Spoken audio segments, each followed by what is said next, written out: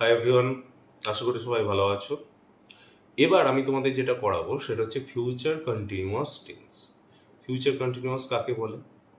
ভবিষ্যৎকালে যখন কোনো কাজ চলতে থাকবে বা হতে থাকবে বা ঘটতে থাকবে কোনো একটা নির্দিষ্ট সময়ে, সেই সেন্টেন্সগুলোকে আমরা বলবো ফিউচার কন্টিনিউয়াস টেন্স। এক্সাম্পল স্বরূপ যদি বলি বাংলায়, ধরো তুমি বলে যে আমি ফুটবল খেলবো, এটা হচ্ছে ফিউচার ইনডিফিনাইট।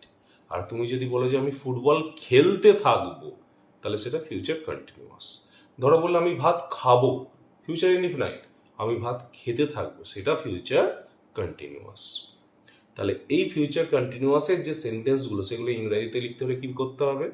প্রথমে সাবজেক্ট, তারপরে শ্যাল বা উইল সাবজেক্ট অনুযায়ী, তারপরে বিই বি, তারপর ভার্বের ফার্স্ট ফর্মের সঙ্গে আইএনজি, তারপর অবজেক্ট। তাহলে সাবজেক্ট, শ্যাল বা উইল, বি, ভার্বের সঙ্গে আইএনজি, অবজেক্ট।